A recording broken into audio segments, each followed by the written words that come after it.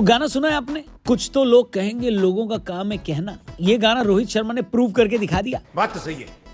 नमस्कार, मैं हूं रौनक। रणतंत्र देख रहे हैं आप। कुछ दिनों पहले हमने अपने दूसरे चैनल द रौनक पॉडकास्ट पर अंपायर अनिल चौधरी जी का पॉडकास्ट रिलीज किया था। शानदार पॉडकास्ट। अगर अब तक आपने नहीं देखा तो जाकर वहां पर देखना, चैनल भी सब्सक्राइब करना। डिस्क्रिप्शन में दोनों का लिंक दिया है।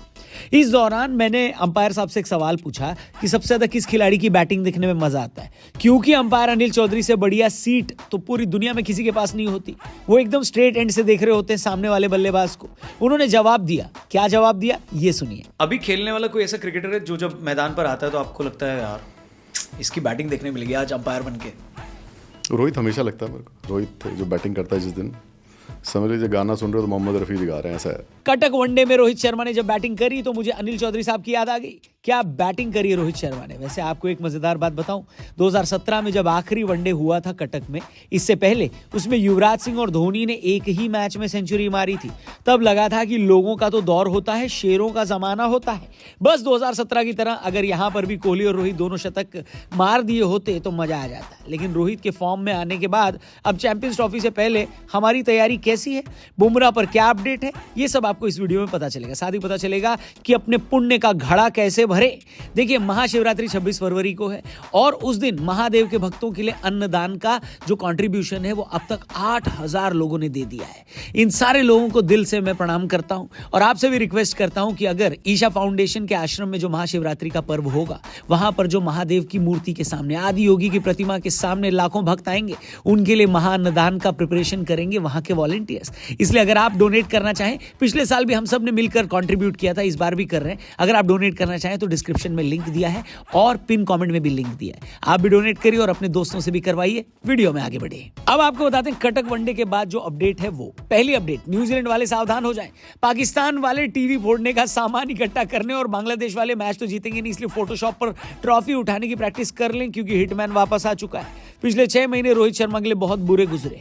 घर पर न्यूजीलैंड के खिलाफ टेस्ट सीरीज हारे, बॉर्डर ट्रॉफी गए तो वहां पर भी 10 साल बाद ट्रॉफी ऑस्ट्रेलिया को देनी पड़ी।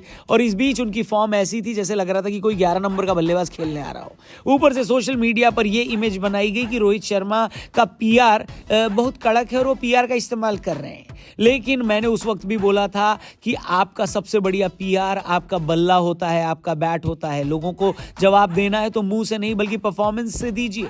मुझे नहीं पता कि कटक में सेंचुरी आने के बाद खुद को रोहित शर्मा की बड़ी फैन बता चुकी विद्या बालन का ट्वीट आया या नहीं आया, लेकिन अब विद्या बालन के ट्वीट से फर्क नहीं पड़ता, क्योंकि पूरा देश ही विद्या बालन की तरह रोहित का फैन बना बैठा है। 300 का टारगेट भले ही अब उतना बड़ा न रह गया हो, लेकिन लो लाइट के अंदर इंग्लैंड की एक्सप्रेस पेस के खिलाफ ये टारगेट बनाना अभी भी बड़ी बात है। रोहित शर्मा ने पूरी तरह से चार्ज लिया और वही पुराना हिटमैन हमको देखने को मिला। तो संडे खत्म होने का और अगले दिन मंडे को ऑफिस जाने का दुख भी खत्म हो गया। रोहित शर्मा की सेंचुरी इंडियन क्रिकेट फैंस के लिए भी एक सबक है कि आपको अपने लेजेंड्स पर भरोसा दिखाना होगा, क्योंकि फॉर्म टेम्पररी होता है, क्लास परमानेंट होती है। इसलिए मजे तक ठीक है, लेकिन सीरियसली जब आप इन लेजेंड्स को ट्रोल करेंगे तो ये उन अचीवमेंट्स के साथ अन्याय होगा जो इन लेजेंड्स ने आपको जीने का मौका दिया है। रोहित शर्मा फॉर्म में वापस आ गए हैं। विराट भी चैंपियंस ट्रॉफी में आपको गारंटी बढ़िया प्रदर्शन करते दिख जाएंगे, क्योंकि वो फेमस कहावत है ना कि जहां मैटर बड़े होते हैं वहां विराट कोहली किंग खड़े होते हैं। अब अपडेट नंबर 2 दोस्तों, जसप्रीत बुमराह से रिलेटेड है। फाइनली बुमराह पर एक अपडेट आ चुकी है। 11 फरवरी यानी आज इस बात पर फैसला होने वाला है कि बुमराह चैंपियंस ट्रॉफी में रहेंगे या नहीं। आपको बता दें, बेंगलुरु में बीसीसीआई के सेंटर ऑफ एक्सीलेंस में बुमराह की बैक का स्कैन हुआ और वहां का मेडिकल स्टाफ अब भारतीय सिलेक्टर्स और इंडियन टीम मैनेजमेंट के साथ लगातार संपर्क में है और आज इस बात पर डिसीजन आ जाएगा। आपको बता दें कि पहले बुमराह को अहमदाबाद वाले वनडे के लिए टीम में शामिल किया गया था, लेकिन बुमराह अहमदाबाद जाने की बजाय बेंगलुरु चले गए। अब आप हवन करिए, यज्ञ करिए, मंदिर जाइए, दरगाह में चादर चढ़ाइए, चर्च में कैंडल लगाइए, चाहे जो भी करिए, जिस भी भगवान को आप मानते हैं इंक्लूडिंग सचिन तेंदुलकर, उनकी आराधना कीजिए, लेकिन ये प्रार्थना कीजिए कि बुमराह भाई फिट होकर वापस आ जाए। मुझे ऐसा लगता है कि बुमराह को अगर 1-2 हफ्ते की रेस्ट और चाहिए तो उनको टीम से बाहर नहीं निकालना चाहिए, बल्कि साथ में दुबई ले जाना चाहिए, क्योंकि मैं ये मानकर चल रहा हूं कि लीग स्टेज में तो हम क्लियर कर ही लेंगे भैया मामला। अगर बुमराह सेमीफाइनल और फाइनल तक भी फिट होकर वापस आ जाते हैं तो इंडियन टीम को चैंपियंस ट्रॉफी की टीम में कोई चेंज नहीं करना चाहिए और बुमराह को सेमीफाइनल तक फिट हो जाने का मौका मिलना चाहिए। आपके हिसाब से क्या ये सही है, या फिर बुमराह की जगह जिस खिलाड़ी की 100% अवेलेबिलिटी हो उसको चैंपियंस ट्रॉफी में जाना चाहिए। जो भी आपको लगे कमेंट करके बताओ। अपडेट नंबर 3 पर आओ। सभी टीमों में इंजरी की प्रॉब्लम है भाई। बुमराह और टीम इंडिया अकेले ऐसे खिलाड़ी और टीम नहीं है जो चैंपियंस ट्रॉफी खेलने को लेकर डाउटफुल है। चैंपियंस ट्रॉफी एक ऐसा पनौती टूर्नामेंट हो गया जिसमें बहुत सारे खिलाड़ी या तो अब पूरी तरह से बाहर हो चुके हैं या फिर उनकी अवेलेबिलिटी पर डाउट है। बुमराह के बारे में तो हमने आपको बता दिया, पाकिस्तान वाले भी चैंपियंस ट्रॉफी में अपनी बेस्ट प्लेइंग 11 नहीं उतार पाएंगे क्योंकि हाल फिलहाल में उनके वनडे के बेस्ट खिलाड़ी साइम अयूब एंकल इंजरी की वजह से पूरे टूर्नामेंट से बाहर हो गए। आपको बता दें कि साइम अयूब की इंजरी की वजह से पाकिस्तान ने अपनी टीम सबसे आखिर में अनाउंस करी क्योंकि वो अयूब को किसी भी तरह टीम में रखना चाहते थे, लेकिन ये हो नहीं पाया। पाकिस्तान को इसके अलावा शायद हैरिस रऊफ की बॉलिंग भी नसीब नहीं होगी क्योंकि उनको भी साइड स्ट्रेन है। इंग्लैंड के जैकब बेथल ऑलरेडी इंडिया के खिलाफ चल रही सीरीज में इंजर्ड होकर बाहर हो चुके हैं। उनकी तरह साउथ अफ्रीका के एनरिक नॉर्किया भी चैंपियंस ट्रॉफी नहीं खेलेंगे और न्यूजीलैंड के लॉकी फर्ग्यूसन भी डाउटफुल है।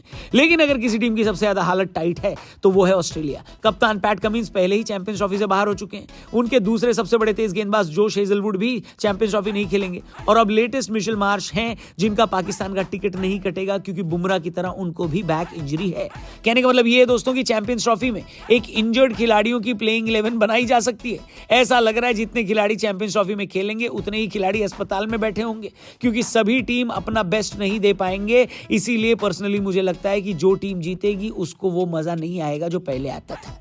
खैर मान लो कि इंडिया ने ऑस्ट्रेलिया को फाइनल में हरा दिया, लेकिन उसमें भी वो बात नहीं है क्योंकि जब तक लूजिंग कैप्टन में पैट कमिंस को न देखें वो बात नहीं बनेगी भैया, वो बात नहीं बनेगी। लेकिन इसके बावजूद ट्रॉफी घर आएगी तो अच्छा लगेगा हमको। पैट कमिंस के होने का मतलब ये नहीं कि रोहित भैया आप हार जाओ।